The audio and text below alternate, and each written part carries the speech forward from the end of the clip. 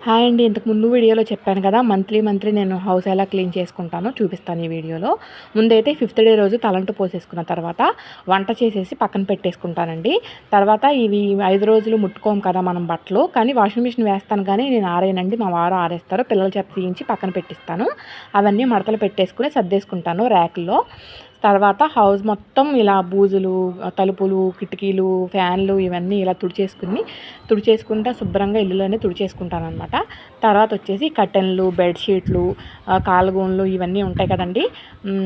మనం ఏవైతే ముట్టుకుంటామో అవన్నీ వాషింగ్ మిషన్‌లో వేయాల్సినవి వాషింగ్ మిషన్‌లో వేస్తాను. చేత్తో ఉతకాల్సినవి చేత్తో ఉతుకుతాను.